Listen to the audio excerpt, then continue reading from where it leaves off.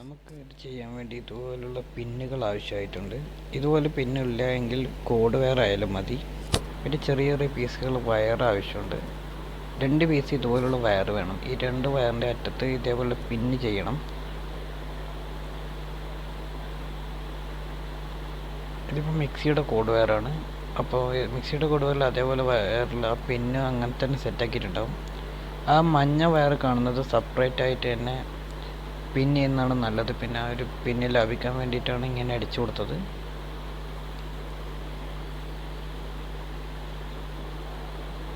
ഈ വയറിൻ്റെ ഇനി ആ മഞ്ഞ വയറിൻ്റെ ഓപ്പോസിറ്റ് അറ്റത്തും ഇതേപോലെ പിന്ന് ചെയ്ത് വെക്കണം.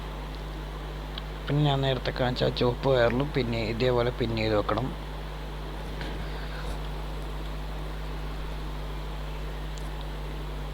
അപ്പം ഇതെന്തിനാണെന്ന് ഞാൻ പറഞ്ഞുതരാം. നമുക്കത് പിന്നൊക്കെ ചെയ്ത് സെറ്റാക്കാം. ഓക്കെ, നമുക്ക് ആ മഞ്ഞ വയറിൽ 2 സെറ്റ് ഇട്ടും പിന്നടിച്ചിട്ടുണ്ട്. ഇത് കണ്ടില്ലേ? ഇത് സെപ്പറേറ്റ് ആയിട്ട് തന്നെ പിന്നടിക്കുന്നതാണ് നല്ലത്. പിന്നെ ഞാൻ ഒരു പിന്ന് ലാഭിക്കുക എന്നുള്ള രീതിയിലാണ് അങ്ങനെ അടിച്ചത്. ഇനി ആ ചുവപ്പ് വയറിലും 2 അറ്റത്തും പിന്ന് ചെയ്യണം. അപ്പം പിന്നെ ഇതേപോലെ 2 അറ്റത്തും പിന്നടിക്കുന്നതാണ്, മഞ്ഞ വയറും പിന്നടിക്കുന്നതാണ് നല്ലത്. നമുക്കിതെല്ലാം കൂടി പിന്നടിക്കാം.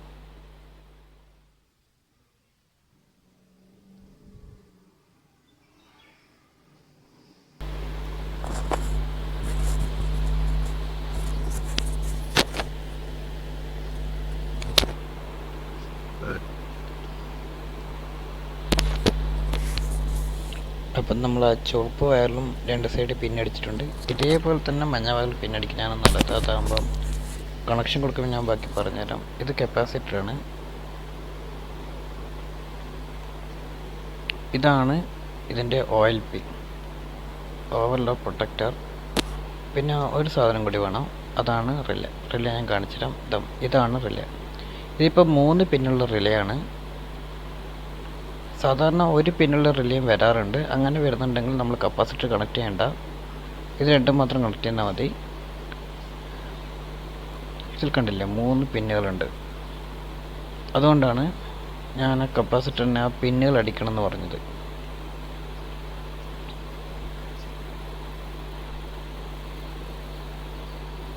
ഇനി ഇതിലൊക്കെ എങ്ങനെയാണ് കണക്ട് ചെയ്യേണ്ടത് എന്ന് ഞാൻ പറഞ്ഞുതരാം. ആ വയറുകൾ ഈ 2 പിന്ന് വരുന്നത് അതിൻ്റെ റണ്ണിങ് പോർഷനും ആ ഒറ്റ സൈഡ് വരുന്നത് അതിൻ്റെ സ്റ്റാർട്ടിങ് പോർഷനുമാണ്.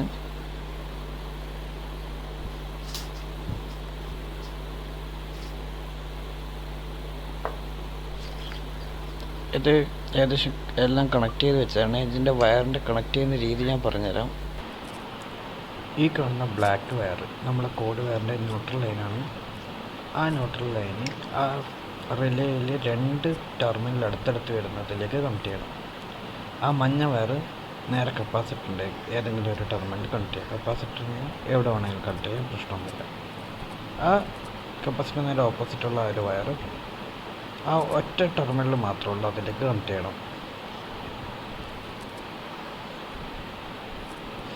ഞാൻ ആ മഞ്ഞ വയർ സെപ്പറേറ്റ് ആയിട്ട് അടിച്ചാൽ നല്ലതാണെന്ന് പറഞ്ഞിട്ടില്ലായിരുന്നില്ല. അപ്പോൾ മഞ്ഞ വയർ സെപ്പറേറ്റ് ആയിട്ട് അടിച്ചിട്ടുണ്ടെങ്കിൽ ആ 2 ഉള്ളതിന് നേരെ ഓപ്പോസിറ്റ് ആ ഒറ്റ എന്നുള്ളതുണ്ടോ അവിടെ കണക്ട് ചെയ്യാനാണ് നല്ലത്. അങ്ങനെ കണക്ട് ചെയ്യുമ്പോൾ ഒരു വേറൊരു ഗുണം കൂടിയുണ്ട്. നമുക്കിപ്പം ഇതിപ്പോൾ ന്യൂട്രലാണ് അവിടെ കൊടുത്തിട്ടുള്ളത്. അവിടെ വേണമെങ്കിൽ നമുക്ക് ഫേസ് കൊടുക്കാം. ഈ ഓയിൽ പിയിൽ നമുക്ക് വേണമെങ്കിൽ ന്യൂട്രൽ കൊടുക്കാം. ഇതിപ്പോൾ നമ്മളിങ്ങനെ കണക്ട് ചെയ്തതുകൊണ്ട് ഓയിൽ പിയിൽ എപ്പോഴും ഫേസ് മാത്രമേ കൊടുക്കാൻ പറ്റൂ, ന്യൂട്രൽ കൊടുക്കാൻ പാടില്ല. കാരണം കപ്പാസിറ്ററിൻ്റെ കണക്ഷൻ വരുന്നുണ്ട്. അതുകൊണ്ട് ആ മഞ്ഞ വയർ സെപ്പറേറ്റ് അടിക്കുന്നതാണ് എന്തുകൊണ്ടും നല്ലത്. കണക്ഷൻ ഒരിക്കലും നമുക്ക് ആ ടെർമിനൽ കൊടുക്കുന്നതാണ് എപ്പോഴും നല്ലത്. അപ്പം ആ 3 ടെർമിനലുള്ളത് ഞാൻ പറഞ്ഞല്ലോ. ഈ ഓയിൽ പിയിൽ ഇപ്പം നമുക്ക് ഈ ഒരു കണ്ടീഷനിലായതുകൊണ്ട് ഫേസ് മാത്രമേ കൊടുക്കാൻ കഴിയും. ഇനി കാരണം എന്താണെന്ന് വെച്ചാൽ നമുക്കിപ്പം റണ്ണിങ്ങിലും സ്റ്റാർട്ടിങ്ങിലും എപ്പോഴും കപ്പാസിറ്റർ മാത്രമേ കണക്ട് ചെയ്യാവൂ. കോമണിൽ ഒരിക്കലും കപ്പാസിറ്റർ വരരുത്. അതിപ്പം ഫാനിലാണെങ്കിലും അങ്ങനെ തന്നെയാണ്. അതേപോലെ തന്നെ ഏത് മോട്ടറിലും ഇങ്ങനെ ഓപ്പോസിറ്റ് കണക്ട് ചെയ്ത് കഴിഞ്ഞാൽ അതിൻ്റെ റൊട്ടേഷൻ മാറും, പണിയാവും. അപ്പോൾ നമ്മൾ ആ മഞ്ഞ വയർ സെപ്പറേറ്റ് ആക്കുന്നതാണ് നല്ലത്. ഇനി നമുക്കിത് ഫ്രിഡ്ജ് കണക്ട് ചെയ്യാം. ഫ്രിഡ്ജ് കണക്ട് ചെയ്യുമ്പോൾ നമ്മൾ ശ്രദ്ധിക്കേണ്ട വേറൊരു കാര്യം കൂടിയുണ്ട്. അതിൻ്റെ ആ ടെർമിനലും കാര്യങ്ങളും ഞാൻ കാണിച്ചത്. ഇത് വർക്ക് ചെയ്യുന്ന ഫ്രിഡ്ജാണ്, ഞാൻ കാണിക്കാൻ വേണ്ടിയിട്ടാണ് എടുക്കുന്നത്. ഇതിൻ്റെ ഓൾറെഡി കമ്പനി കണക്ട് ചെയ്ത ആ ഒരു റിലേയും ഓയിൽ പേപ്പർ ഞാനിപ്പോൾ കാണിച്ചു തരാം. നമുക്കിത് വലിച്ചു ഊരാം. ഊരുമ്പോൾ ശ്രദ്ധിക്കണം, അതൊക്കെ ചെറിയ പിന്നുകളാണ്, ഒടിഞ്ഞു പോകാതെ നോക്കണം. ഇതിൻ്റെ പിന്നുകൾ ഞാനിപ്പോൾ കാണിച്ചു തരാം. ഇതാണ് കമ്പനി വരുന്ന റിലേ ഓയിൽ പേപ്പർ.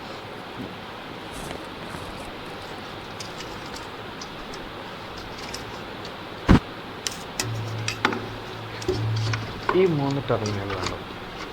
ഇതിൽ ഏറ്റവും മുകളിലത്തെ ടെർമിനലാണ് കോമൺ. ഏറ്റവും മുകളിലത്തെ ടെർമിനൽ കോമണും അതിൻ്റെ നേരെ ഇപ്പുറമുള്ള ടെർമിനൽ റണ്ണിങ്ങും അതിൻ്റെ നേരെ ഓപ്പോസിറ്റുള്ളത് സ്റ്റാർട്ടിങ്ങാണ്. അപ്പോൾ നമുക്ക് സ്റ്റാർട്ടിങ്ങിലും റണ്ണിങ്ങിലുമാണ് കപ്പാസിറ്റർ കണക്റ്റ് ആവേണ്ടത്. അതുകൊണ്ടാണ് ഞാൻ നേരത്തെ പറഞ്ഞ ആ മഞ്ഞ വയർ കണക്ട് ചെയ്യുമ്പോൾ എപ്പോഴും ശ്രദ്ധിക്കണം.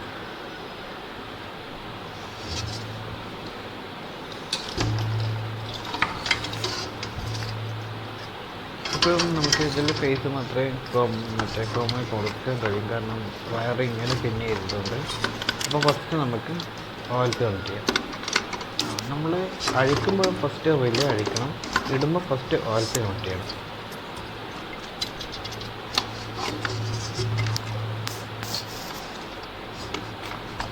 അപ്പോൾ നമുക്ക് ഓയിൽ കണക്ട് ചെയ്യാം. അപ്പം ഓയിൽ കണക്ട് ചെയ്ത് കഴിഞ്ഞാൽ നമുക്ക് അടുത്തത് റിലേ കണക്ട് ചെയ്യണം. അപ്പം ഓയിൽ ഏറ്റവും മുകളിലത്തെ ടെർമിനൽ കണക്ട് ചെയ്യേണ്ടത്.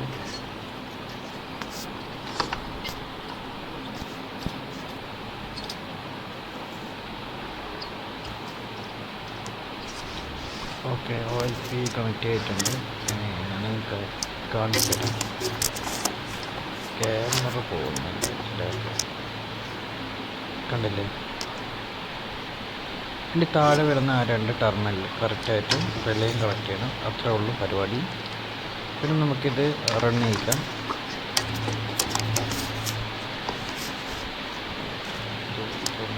കാണിച്ചിട്ടാം.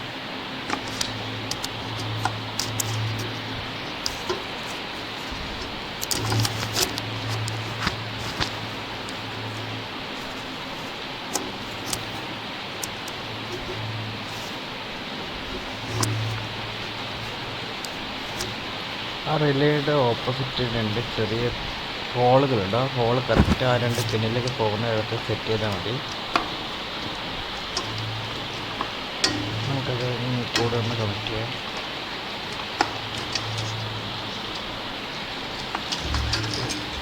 ക്യാമറ അത് കൈ പിടിച്ചുകൊണ്ട് കണക്ട് ചെയ്യാൻ കുറച്ച് ബുദ്ധിമുട്ടാണ്. നമുക്കത് കുത്താം.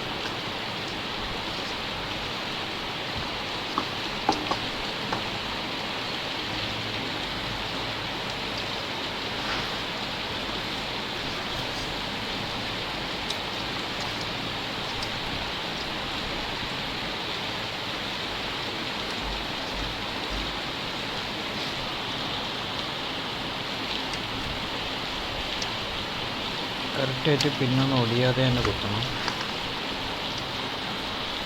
പിന്നെ ഞാൻ നേരത്തെ പറഞ്ഞല്ലോ, ഒറ്റ ടെർമിനൽ റിലേയിൽ ഒറ്റ പിന്ന് മാത്രമേ ഉള്ളൂ, അതിൽ കപ്പാസിറ്റി കണക്ട് ചെയ്യേണ്ട കാര്യമില്ല. അപ്പോൾ അത് നിങ്ങൾ ശ്രദ്ധിക്കണം. അങ്ങനെയുള്ള രീതിയിൽ നമ്മൾ ഇതേപോലെ റിലേ കണക്ട് ചെയ്യുമ്പോൾ ഒറ്റ പിന്ന് മാത്രം കണക്ട് ചെയ്താൽ മതി. ഇനി ഇതിൻ്റെ അകത്ത് ഉള്ള കപ്പാസിറ്ററിൽ ചെറിയ വാല്യൂവിൽ വ്യത്യാസങ്ങളുണ്ട്. അതിൻ്റെ അകത്തുള്ള കപ്പാസിറ്റർ ഞാൻ കാണിച്ചു തരാം.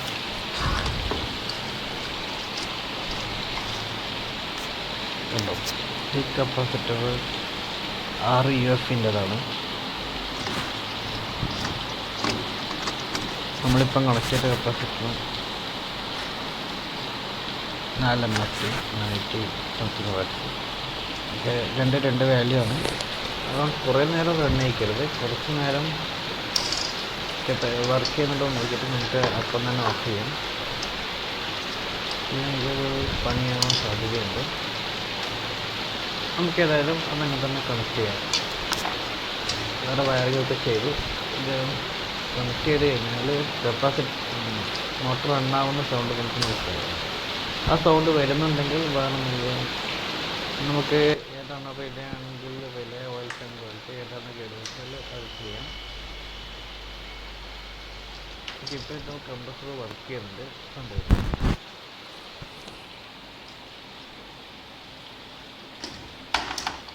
ഇനി അഥവാ വർക്ക് ചെയ്യുന്നില്ല എങ്കിൽ കംപ്രസർ പോയി എന്ന് മനസ്സിലാക്കാം.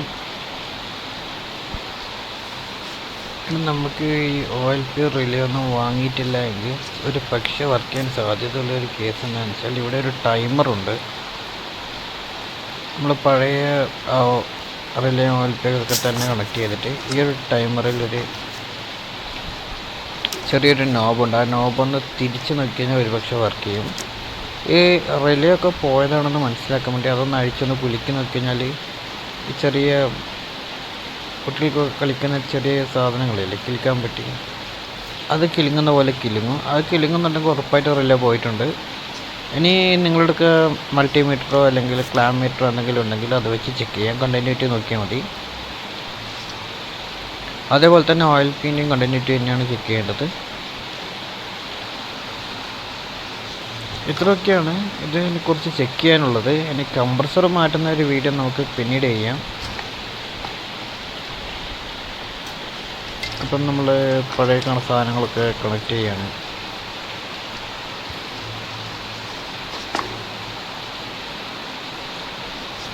അത് അതേപോലെ തന്നെ കണക്ട് ചെയ്യാം. നമ്മൾ അഴിക്കുമ്പോഴും ഓടുമ്പോഴും നല്ലോണം ശ്രദ്ധിക്കണം. കാരണം ആ പിന്നുകളൊക്കെ ഒടിഞ്ഞു പോയി കഴിഞ്ഞാൽ ഭയങ്കര ബുദ്ധിമുട്ടായിരിക്കും.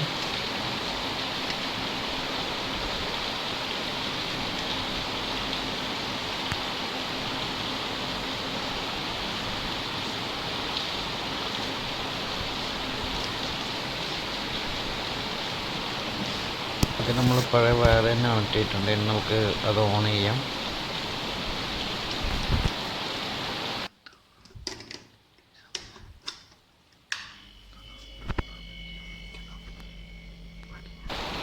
കംപ്രസർ വർക്ക് ചെയ്യുന്നുണ്ട്. നമുക്ക് മറ്റൊരു വീഡിയോയിൽ കാണാം.